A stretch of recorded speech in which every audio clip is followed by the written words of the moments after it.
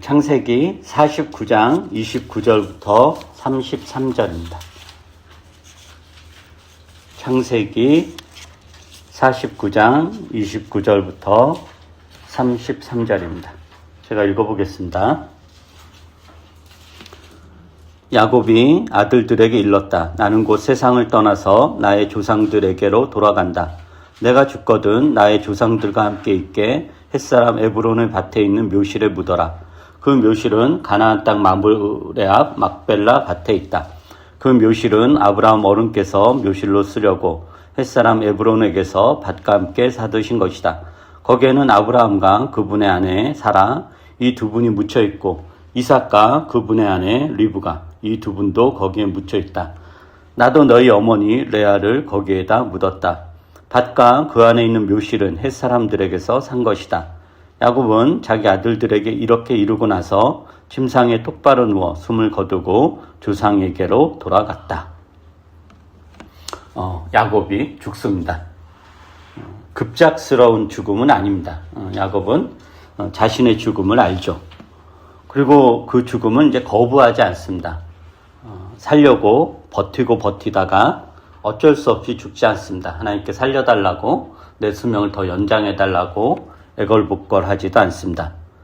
자신의 죽음을 덤덤하게 받아들이며 인생을 마무리합니다. 그러니까 어떻게 보면 죽음에 끌려가기보단 오히려 자신에게 죽음을 허락하는 것 같기도 합니다. 죽음아, 이제 들어와도 된다. 들어와서 나를 나의 조상에게로 데려가 다오 라고 하는 것 같습니다. 조상들에게로 돌아가기 위한 그 마지막 관문을 넘어가는 느낌입니다.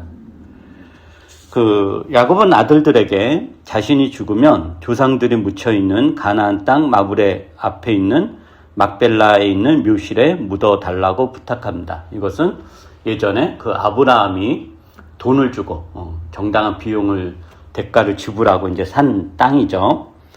그래서 그 아들들에게 야곱이 아들들에게 그 묘실의 소유권을 혹시라도 아들들이 모를까봐 또 상세하게 알려줍니다. 그게 너희들의 할아버지가 이렇게 정당하게 대가를 지불하고 산 거다. 그리고 거기에 누가 묻혀있다 라고 이야기를 하죠.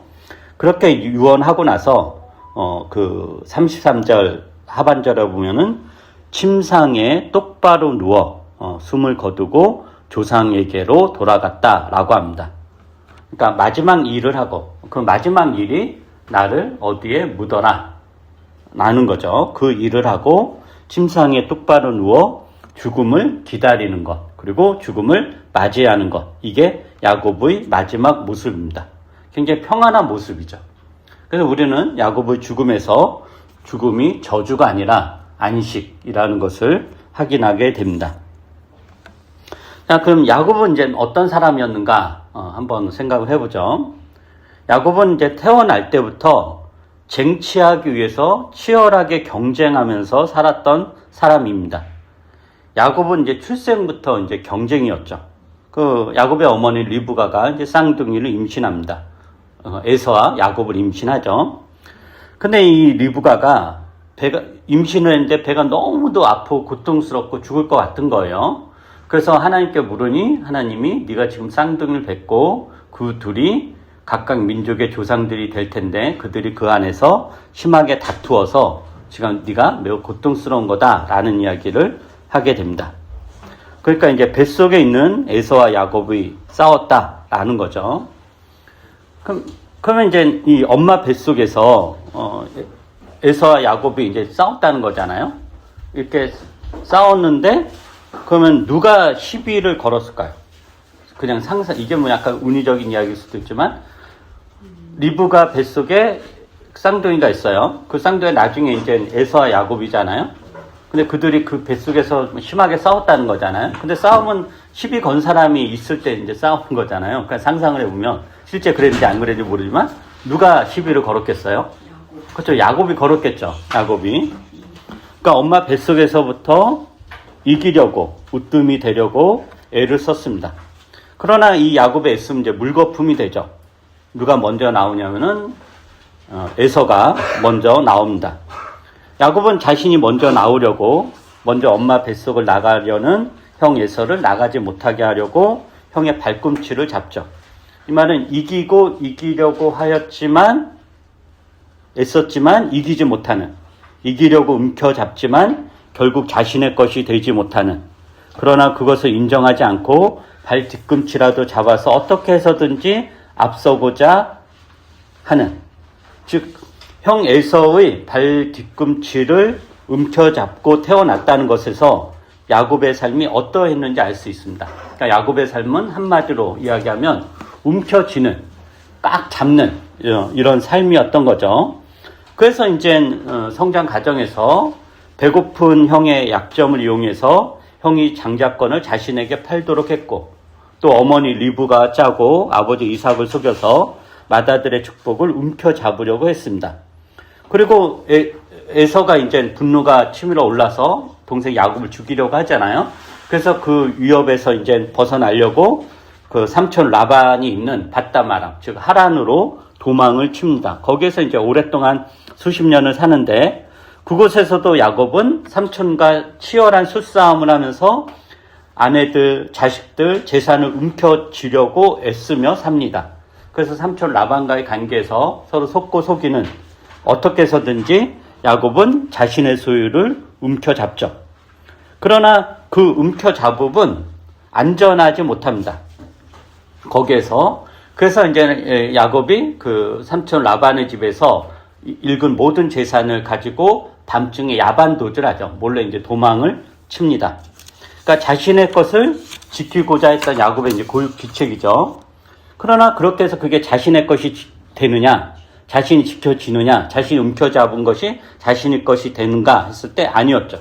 이제 고향으로 야곱이 모든 것을 일구고 재산과 가족들을 데리고 고향으로 돌아갑니다. 그런데 그 일행 앞에 누가 있느냐? 형 에서가 군사를 이끌고 나타납니다. 그래서 야곱은 극도의 두려움에 사로잡혀서 자기가 삼촌 라반의 집에서 읽은 모든 것, 즉 움켜잡은 모든 거죠. 그걸 형 에서에게 바칩니다. 그토록 움켜잡고 움켜잡았던 것이 그의 것이 되지 않죠. 즉 형 에서가 가진 맏아들의 권리를 움켜잡았지만 결과적으로 그는 형 에서 앞에서 가족과 모든 재산을 바치며 내가 동생이 아니라 노예다, 당신의 노예다라고 노예가 되기를 자처합니다. 그게 이제 야곱의 삶이었던 거죠. 잡으려고 했지만, 그래서 잡았지만 결국 자신의 것이 되지 못하는. 그리고 나서 이제 가나안에서 이제 정착하면서 살죠. 그럼 거기서 어땠느냐? 야곱이 그 장남 루벤이 야곱의 첩 비라와 동침한 이야기를 야곱이 듣습니다. 그러니까 장남이 자기 부인과 동침을 한 거죠. 근데 아들이 아버지의 첩과 동침했다라는 것은 단순히 무슨 뭐 성적인 어떤 일탈 이런 정도가 아니라 아버지의 것을 빼앗음으로 아버지의 권위와 지위를 빼앗는 상징적 사건입니다. 그러니까 야곱은 자신의 장남 루벤으로부터 자신의 첩을 빼앗기는 수모를 당하죠. 그러니까 움켜잡으려고 아무리 애를 써도 상황은 움켜잡을 수 없는 상황으로 계속 가는 것입니다. 그 다음에 또 야곱이 아들들 중에서 누구를 제일 사랑했냐면은 요셉을 굉장히 사랑했습니다. 요셉은 이제 편애했죠. 그래서 다른 아들들에게는 입히지 않는 색동옷을 요셉에게는 입히고 다른 애들은 죽도록 일을 시키지만은 요셉은 그냥 형들 감시하는 정도로 이렇게 그 역할을 주고 노골적으로 요셉을 끼고 돌며 사랑합니다. 즉 요셉을 꽉 움켜잡은 거죠. 그러나 그 요셉도 결국 빼앗기죠. 야곱의 아들들이, 즉 요셉의 다른 형제들이 야곱이 요셉을 편애함으로 인해 그 질투와 시기 이런 걸로 인해서 요셉을 이집트의 노예로 팔아버립니다. 그리고 야곱은 요셉이 죽었다고 생각하고 이제 좌절에 빠지죠. 자기가 움켜잡은 게 이제 다 하나도 지금 남아 있지 않은 상황인 것입니다. 그런 다음에 대기근으로 인해 먹고 살기 힘들어지자 야곱의 아들들이 이집트의 곡식을 가지러 내려갔고, 그런 와중에 한 사건이 터지죠. 그러니까 첩자로 이렇게 몰리는 사건이 터져요. 그래서 그 상황에서 야곱이 또 어떤 일까지 당하냐면은, 그러니까 요셉을 잃었잖아요. 요셉을 잃었는데 그 요셉의 동생 베냐민이 있었단 말이에요. 그 베냐민만큼은 꼭 잡고 있었던 거죠. 그런데 이 과정을 통해서 그 베냐민도 내놓게 됩니다. 자기가 움켜잡은 것을 내놓게 되죠. 그래서 이렇게 해서 야곱은 자신이 그토록 움켜잡았던 것들을, 자신이 살고자 움켜잡았던 것을 인생 과정 속에서 다 결국 내놓게 되는 상황이 된 것입니다. 그래서 야곱은 인생 말년에 이집트의 파라오 앞에서 그의 삶을 이렇게 해고하죠. 창세기 47장 볼까요? 창세기 47장 9절입니다. 한번 여러분이 읽어보시기 바랍니다. 창세기 47장 9절 시작. 야곱이 바로에게 대답하였다. 이 세상을 떠돌아다닌 횟수가 100년하고도 30년입니다. 저희 조상들이 세상을 떠돌던 횟수에 비하면 제가 누린 횟수는 얼마 되지 않지만 험악한 세월을 보냈습니다. 예, 험악한 세월을 보냈다고 합니다. 근데 인생의 어느 한 시절이 제가 중년에 혹은 20대 때 혹은 50대 때 험악한 세월을 보냈다가 아니라 자기가 이 세상을 떠돌아다닌 횟수가 100년하고 30년, 그 130년인 거죠. 그 세월이 다 험악한 세월이었다라는 거예요. 그러니까 어느 한 시절이 험악한 세월이 아니라 태어날 때부터 지금까지 험악한 세월을 보냈다라는 겁니다. 움켜잡으려고 했던 많은 것들을, 그리고 움켜잡았다고 생각했던 많은 것들을 놓아버리는 세월이었습니다. 즉 그의 것이 되지 못한 인생을 살았던 거죠. 그것을 고백하는 겁니다. 130년이 험악한 세월이었다라는 게. 그런데 이 고백의 순간이 야곱의 인생에서 가장 빛나는 순간입니다. 하나님이 야곱의 삶을 통해 이루고자 했던 하나님의 뜻이 성취되는 순간입니다. 야곱의 험악한 세월은 단지 고생만 죽도록 했다는 뜻이 아닙니다. 야곱의 험악한 세월은 그의 삶이 하나님과의 동행이었지만, 즉 이런 게 아닌 거죠. 하나님과 동행하지 않고 죽을도록 고생하다가 하나님께 무릎 꿇고 하나님을 만나서 하나님께 기도해서 그 다음부터 인생이 평안하겠다, 이게 아니란 말이에요.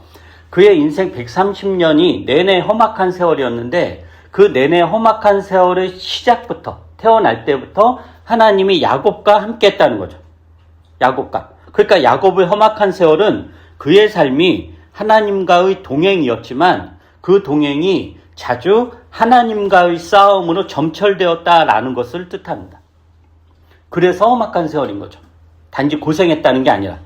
야곱은 자신의 힘으로 생육과 번성을 이루고자 했고, 하나님은 야곱의 그러한 야망을 계속해서 꺾습니다. 그래서 야곱이 움켜잡으면 하나님은 그 움켜잡은 손을 강제로라도 펴서 내놓게 하죠. 야곱이 10개를 잡으면 하나님이 그 10개를 또 빼앗아 버리고 계속 내놓게 한단 말이에요. 그래서 그러한 싸움으로 야곱은 성장하고 성숙해지고 하나님의 사람으로 자라게 됩니다. 그래서 뭘 배우냐? 나를 지키는 것은 결국 내가 아니라 하나님이시다라는 것을 배우게 됩니다. 그래서 고된 인생살이였지만 그것을 통해서 말로 다 할 수 없는 영광스러운 하나님을 체험하고 자기가 움켜잡는 것을 다 내려놓습니다. 그렇게 내려놓아도 망하지 않는다는 것, 그렇게 내려놓아도 괜찮다는 것을 배웁니다. 그래서 오늘 본문이 야곱의 이제 죽음인데, 오늘 본문에서 야곱의 죽음에 대한 묘사는 움켜잡지 않아도 괜찮다는 야곱의 마지막 이야기입니다. 야곱은 이 죽음 앞에서 삶을 움켜잡지 않습니다. 내려놓습니다. 죽음을 받아들입니다. 죽음이 두렵거나 무섭지 않습니다. 죽음을 회피하지 않죠. 오히려 죽음을 맞이하고 죽음을 만납니다. 죽음이란 건 뭐죠? 말 그대로 내려놓는 거죠. 가장 극단적이고 가장 원색적으로 우리가 내려놓는다라는 건 죽음인 거죠. 그죠? 꽉 붙잡은 것을 내려놓는 것이 죽음입니다. 그래서 야곱에게 이 죽음은 절망이나 저주가 아니라 그가 그토록 바랬던 조상에게로 돌아가는 것, 인생의 고된 삶을 다 마치고 안식하는 겁니다. 죽음에 대한 야곱의 이러한 태도는 그럼 어디서 기인하는 것일까? 예요. 야곱은 그 바로 앞에서 자신의 인생을 회고하면서 130년 험악한 세월을 보냈다라고 이야기합니다. 그리고 자신의 그 130년 인생을 뭐라고 표현하냐면은 떠돌아다니 인생이라고 해요. 떠돌아다니 인생. 그리고 그의 조상 아브라함과 이삭의 삶에 대해서, 즉 할아버지 아브라함의 삶에 대해서, 아버지 이삭의 삶에 대해서도 어떻게 표현하냐면은 떠돌아다닌 인생이라고 그래요. 나도 130년을 떠돌아다녔고, 그리고 우리 할아버지 아브라함도 떠돌아다녔고, 아버지 이삭도 떠돌아다녔다. 떠돌아다닌 인생, 이렇게 표현한단 말이에요. 근데 떠돌아다닌다라는 것은 정착하지 않았다라는 것을 의미합니다. 그러니까 자신의 인생이 정착한 인생이 아니다라는 거죠.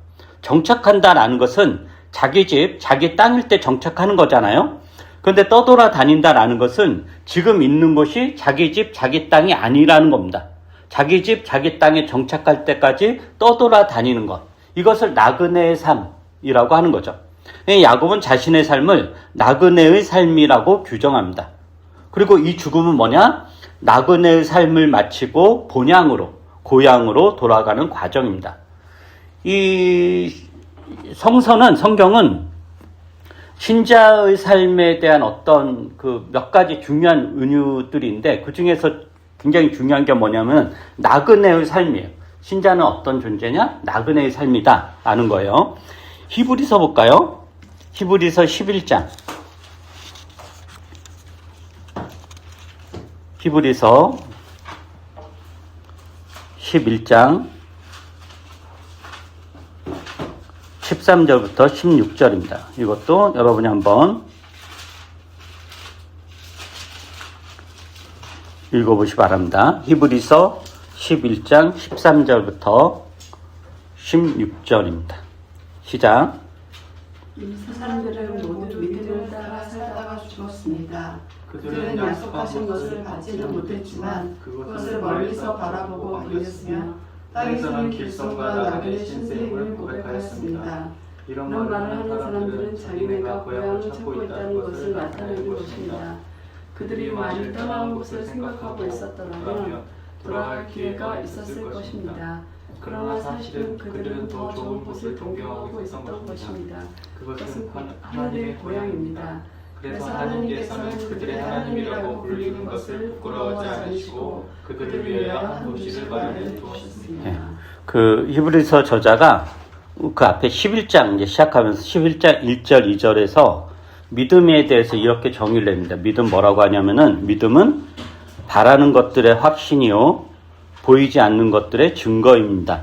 선조들은 이 믿음으로 살았기 때문에 훌륭한 사람으로 증언되었습니다. 라고 하면서 이제 히브리서 11장을 시작합니다. 그래서 믿음의 조상들은 이제 아벨부터 열거하죠. 아벨부터 열거하면서 이들은 믿음의 사람으로 표현하는데 여기서 믿음은 뭐냐? 바라는 것들의 확신, 보이지 않는 것들의 증거. 그 호프라는 영화를 보신 분들은 알겠지만 그 마지막 중에 이 구절이 이렇게 나오죠. 믿음은 바라는 것들의 확신이요 보이지 않는 것들의 증거이다 라는 거. 그러니까 믿음이라는 건 뭐냐? 보이는 것을 믿는 게 아니죠. 그죠? 믿음이란 보이는 것을 믿는 게 아니에요. 그리고 보이는 것을 확증하는 것도 아닙니다. 믿음이란 뭐냐?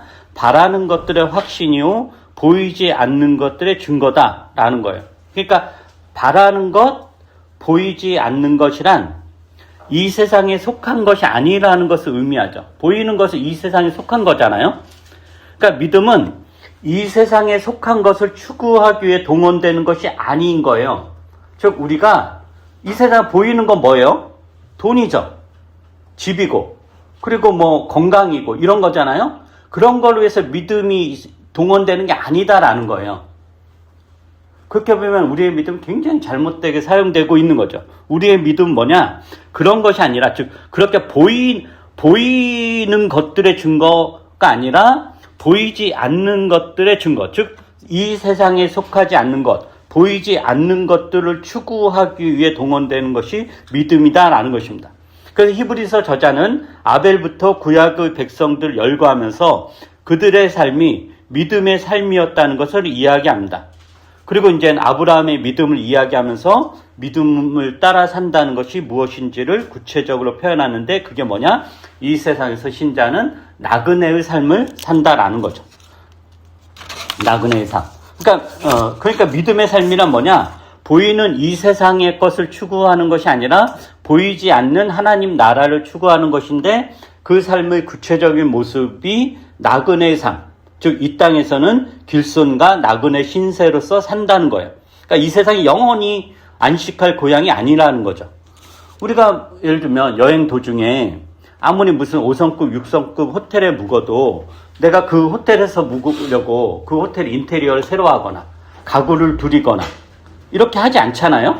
아무리 호화스러운 호텔에 묵어도 우리는 그곳이 내 집이 아니기에 잠시 머물다 갈 것을 알고 그에 맞게 살아가죠.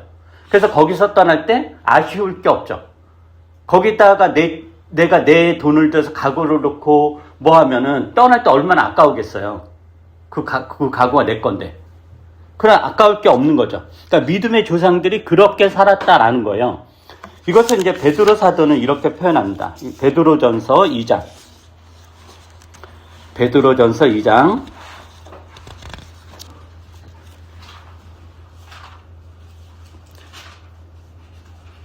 이것도 여러분이 한번 읽어보시기 바랍니다. 베드로전서 2장 11절, 12절입니다. 베드로전서 2장 11절, 12절. 네, 찾았으면 읽어보세요. 시작. 사랑하는 여러분, 나는 나그네와 거류민 같은 여러분에게 권합니다. 영혼을 거슬러 싸우는 육체적 정욕을 멀리하십시오. 여러분은 이방 사람 가운데서 행실을 발휘하십시오. 그렇게 해야 그들은 여러분더러 악을 행하는 자라고 욕하다가도 여러분의 반응을 보고 하나님께서 찾아오시는 날에 하나님께 영광을 돌릴 것입니다. 네. 베드로 사도는 신자들을 어떻게 표현하냐? 나그네와 거류민. 거류민이 요즘 이주민이죠. 이주민 언제? 거류민 같은 여러분이라고 표현해요. 그러니까 세상이 정착지가 아니다라는 거예요. 보이는 세계가 전부가 아니라는 거죠. 그러니까 어떻게 보면 신자는 영적으로 이 세상에서 난민으로 사는 겁니다. 난민. 난민은 뭐예요? 잠시 돌아갈 자기 본국이 있는 거잖아요. 근데 그 본국의 사정이 있어서 잠시 다른 나라에 이제 피난을 온 거죠. 그러니까 피난을 왔으니까 거기에다가 무슨 거대한 집을 짓지 않아요. 그러니까 텐트 생활을 하는 거죠. 천막 생활을. 왜냐면 언제든 이제 떠나야 되는 거니까. 그러니까 신자를 뭐냐? 베드로 사도는 우리는 난민으로 산다. 이주민으로 산다라는 거예요. 이 말은 뭐냐? 세상에 살 때 세상에 동화되지 않고 하나님 나라 백성의 정체성을 유지하면서 사는 겁니다. 그러나 세상에서 난민으로 산다고 해서 뭐 개토화되거나 세상과 분리되어 사는 건 아니죠. 그 베드로 사도가 뭐라고 하냐면은 그들은 여러분더러 악을 행하는 자라고 욕하다가도 여러분의 바른 행위를 보고 하나님께서 찾아오시는 날에 하나님께 영광을 돌릴 것이다. 즉 세상에서 나그네로 사는 것이 세상과 분리되어 사는 게 아니라 세상과 관계를 맺으면서 사는데 세상에 관계 맺는 방식, 즉 이웃의 것을 탐하고 이웃과 경쟁하고 이웃을 적으로 돌려야 내가 사는 그러한 관계 방식이 아니라 행실을 바르게 하는 것으로 신자의 삶을 구성해야 된다. 이게 이제 나그네의 삶인 거죠. 마지막으로 그 사도 바울도 디모데후서에서 비슷한 이야기를 하는데 특히 그 디모데후서 말씀 야곱의 유언과 비슷합니다. 그 디모데후서 4장 6절부터 8절을 한번 보시기 바랍니다. 디모데후서 4장 6절부터 8절. 이거는 이제 바울이 자기 아들같이 사랑했던 제자 디모데에게 마지막 유언을 남기는 내용입니다. 근데 야곱의 유언과 비슷하죠. 디모데후서 4장 6절부터 8절.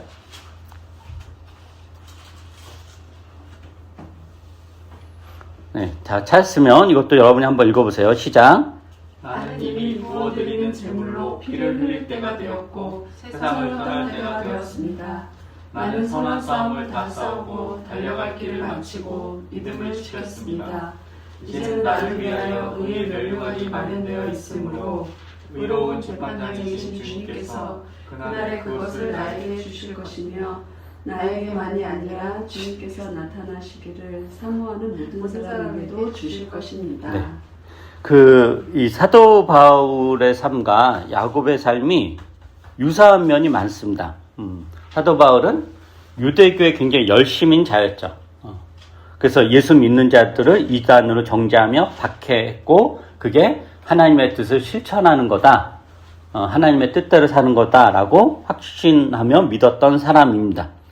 그런데 그에게 예수님이 찾아오시고, 그래서 그 후로 바울은 원래 자기가 그렸던 자신의 인생대로 가는 것이 아니라 하나님께 붙잡힌 사람으로 살아가는데, 그 인생이 편안한 삶이었느냐? 고난의 점철이었습니다. 그래서 서신서들을 보면 죽도 고생하고 매를 수십 번 맞고 먹을 것과 잘 곳이 없어서 헤매기도 하고 온갖 고생, 모함을 당하기도 했죠.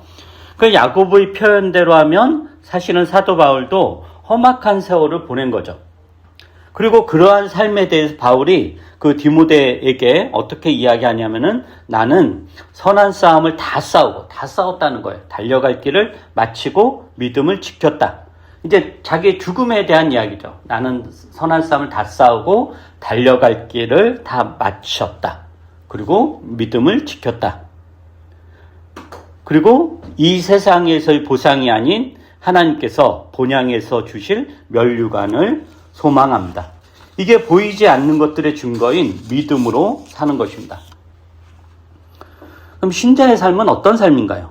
신자는 편안한 삶이 아닙니다. 그러니까 험악한 인생이라고 표현할 정도로 고난의 연속입니다. 사실 겉으로 보기에는 아무리 그럴듯하게 잘 사는 것처럼 보여도 그 속을 보면 수많은 아픔과 고통이 있습니다. 이것이 잘 되면 저것이 안 되고, 저것이 흥하면 이것이 망합니다. 뭐 하나 잘 되면 얼마 안 가 다른 곳에서 문제가 터지죠. 우리는 그것을 가지고 하나님께 부르짖기도 하고, 또 들어주지 않는 하나님을 원망하기도 하면서 하나님과 싸웁니다. 인생이 쉽지 않습니다. 행복과 고난이 동시에 찾아오기도 하고 번갈아 오기도 합니다. 이제 모든 것이 편안해지고 모든 것이 다 풀리겠다 라는 순간에 어느 날 갑자기 몸이 아프고 병이 발견되기도 합니다. 이 정도로 행복할 수 없다 라고 하는 순간에 어느 날 갑자기 애들이 문제를 일으키기도 합니다. 그래서 우리는 그것을 하나님이 나를 돌보지 않아서 그런 것이라고 원망하지만, 오히려 이러한 것은 우리에게 이 세상이 무엇인지, 세상에서 산다는 것이 무엇인지를 하나님께서 가르쳐 주는 것입니다. 이 세상에서 우리는 나그네로 삽니다. 무너지지 않는 튼튼한 집을 짓고 사는 것이 아니라 텐트를 치고 삽니다. 아무리 든든하게 텐트를 쳤어도 비가 오면 물이 새고 바람이 불면 흔들리고, 그러다가 고요한 평화를 누리다가 이 됐겠거니 했는데 갑자기 뱀이 들어오기도 하고 하들짝 놀래고, 이것이 인생이라는 것을 하나님은 우리에게 가르칩니다. 우리가 죽으라고 놓지 않고 붙잡는 것을 놓을 수 있도록, 그것을 놓아도 망하지 않는다는 것을 가르치기 위해 하나님은 우리의 삶을 뒤흔들어 놓습니다. 그러니까 하나님께로 가면 평안한 것이 아니라 오히려 더 뒤흔들어 놓는다라는 거예요. 그래서 신자로서 산다는 게 어려운 거죠. 그래서 뭐가 필요하냐? 믿음이 필요합니다. 보이지 않는 것들의 증거로서, 보이지 않는 것들의 확신으로서 믿음이 필요합니다. 그리고 이 믿음을 우리 안에서 스스로 일어나는 것이 아니라 하나님이 여러분에게 만들어낼 것입니다. 그러기 위해 하나님은 우리의 삶을 흔드실 것입니다. 하나님을 흔드심에 도망치지 마십시오. 그것을 견디며 버티어 나가셔야 됩니다. 믿음의 조상들이 다 그렇게 했습니다. 그렇게 해야 여러분도 언젠가 주님 앞에서 나의 달려갈 길을 다 마치고 믿음을 지켰다라고 고백할 것입니다. 이것이야말로 신자가 누릴 수 있는 최고의 영광입니다. 이 영광을 우리 모두 누리기를 기도합니다. 기도하겠습니다. 거룩하신 우리 주 하나님, 하나님은 우리를 너무도 사랑하십니다. 그 사랑이 깊고도 넓어서 우리를 가만 놔두지 않으시고 당신의 성품을 닮아가게 하기 위해서 하나님의 형상을 회복하기 위해서 우리를 이리저리 훈련시키십니다. 우리는 때로 도망가고 싶고 벗어나고 싶고 그저 우리가 요구한 것만 들어주는 하나님이기를 원합니다. 그러나 하나님은 결코 그런 분이 아니시기에 우리의 신앙은 갈등의 연속선상이고 이게 맞는가? 라는 생각을 할 때도 있습니다. 그러나 이러한 모든 것이 하나님이 우리를 사랑하시고 우리를 바르게 하시고 우리를 더 온전하게 하기 위한 우리를 영광스럽게 하기 위한 하나님 방식임을 우리가 깨달아 알 수 있도록 도와주시옵소서. 수많은 믿음의 조상들이 그들의 삶을 통해서 증거했던 것처럼 우리도 보이지 않는 것들을 추구하며 믿음으로 이 삶을 온전히 살아나갈 수 있도록 은혜를 베풀어 주시옵소서. 하나님이 우리 인생을 흔들어도 거기에 너무 놀라지 말고 그래도 망하지 않는다는 것, 그것으로 더 우리가 영광스럽게 될 거라는 기대를 가지고 이 험악한 인생을 잘 견디며 살아나갈 수 있도록 은혜를 베풀어 주시옵소서. 감사드리며 예수님 이름으로 기도합니다. 아멘.